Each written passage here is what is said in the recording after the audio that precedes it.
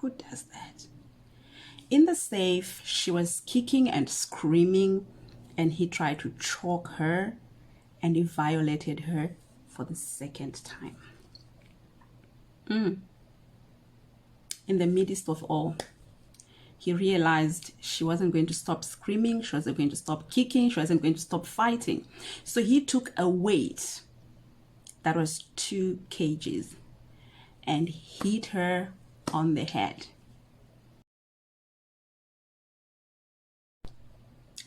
Hello once again, welcome to Real Crimes, and it's another story again.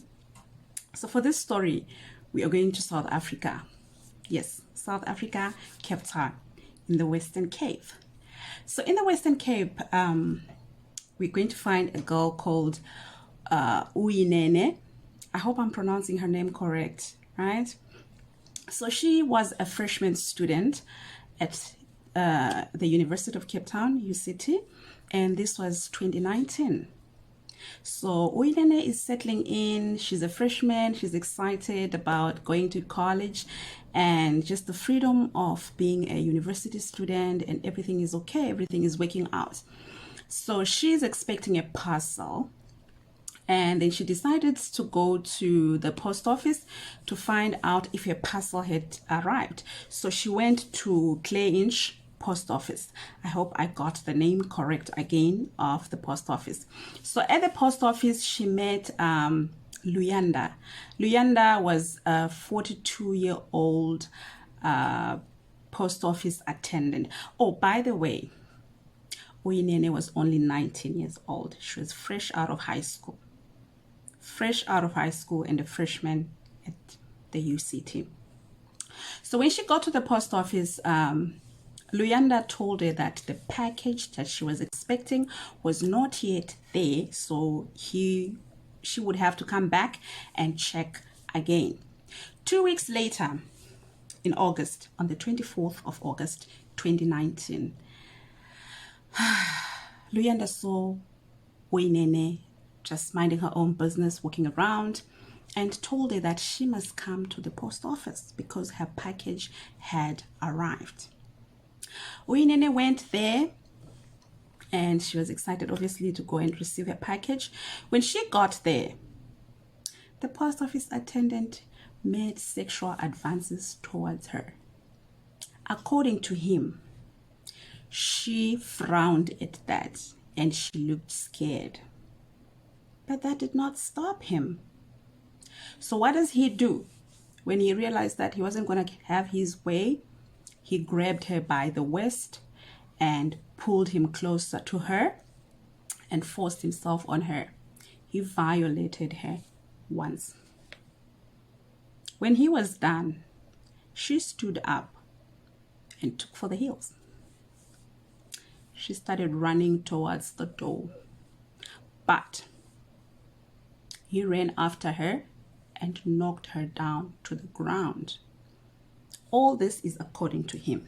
This is his confession.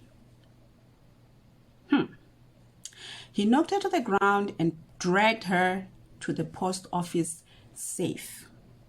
Who does that? In the safe, she was kicking and screaming, and he tried to choke her, and he violated her for the second time. In the midst of all, he realized she wasn't going to stop screaming, she wasn't going to stop kicking, she wasn't going to stop fighting.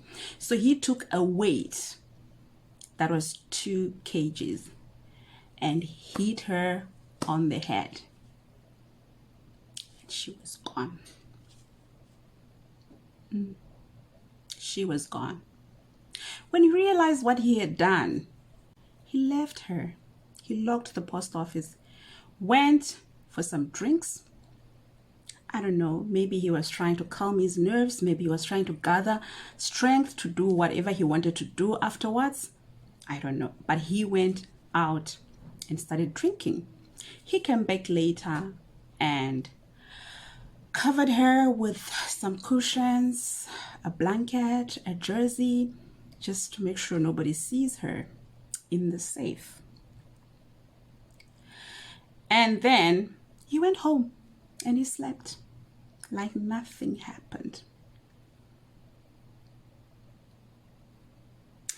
Someone's mother is thinking my child is in the dormitory.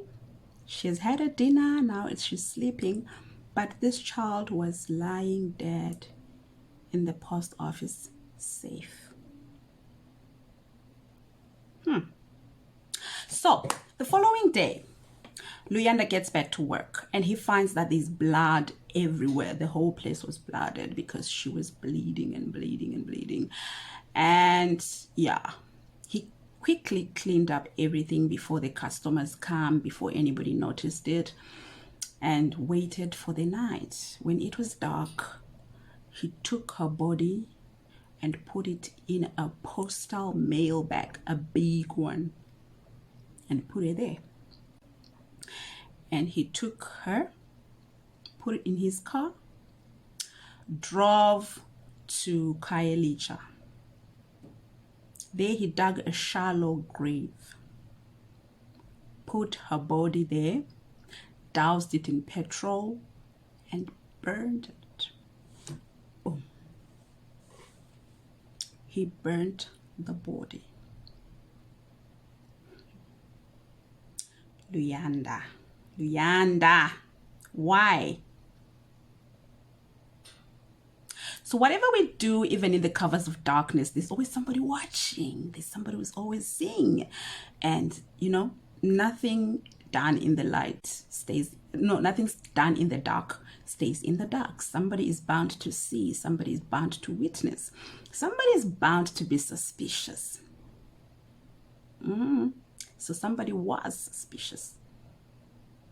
Somebody was watching. Whoever was watching, whoever was suspicious, whoever saw what was happening, made a report to the police.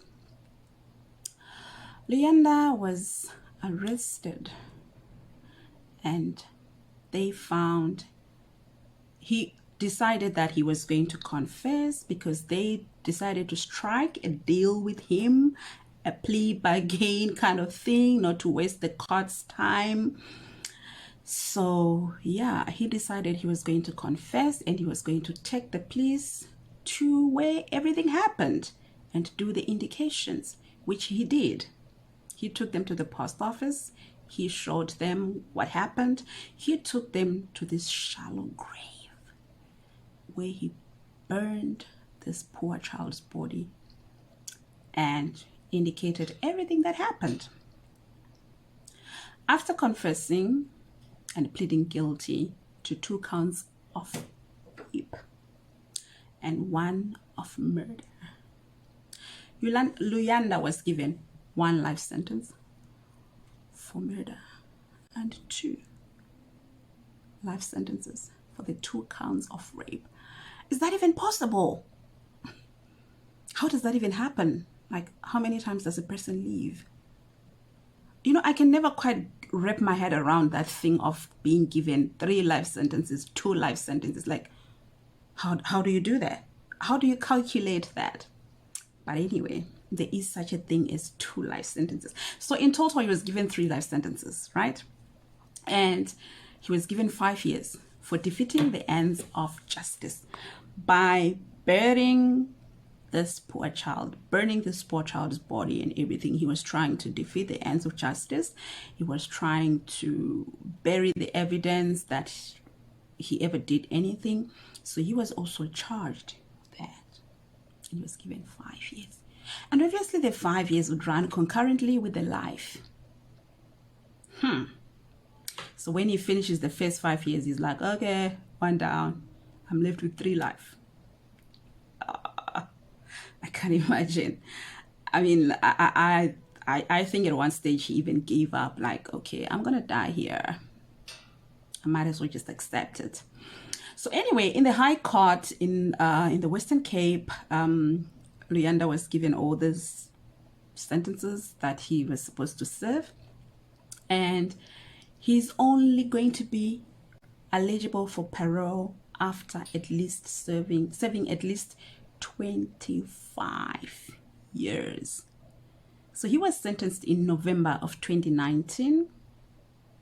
This crime he committed in August of 2019. So after at least 25 years, Luyanda will be eligible for parole.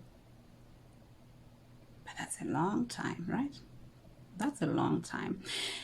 By the way, Luyanda was 42 years old when he was sentenced. So you'll only be eligible for parole when he is about 67. Well, that's not very old. No, that's not old at all. That's not old. 67. He can still come out and have a life. If he does make it, if he does get paroled, he can still come out and make a life. But what happened to the 19-year-old? Such young life. So much promising future, like this is a student at UCT. It's not a student at some funny university. She obviously had her life planned out. And this is what he did. I don't know how people forgive that. Yes, we are supposed to forgive and all, but I don't know how people forgive that. But anyway, yeah, that's the story from South Africa. Okay, that's a story from South Africa. That's a real crime from South Africa. That is a pretty gruesome crime. And yeah, stay away from crime. Make wise decisions. Don't find yourself wanting. Don't find yourself in trouble. Stay away from crime, because if you do the crime, you are almost likely to do the time. That's the story for the day. Be blessed. Goodbye.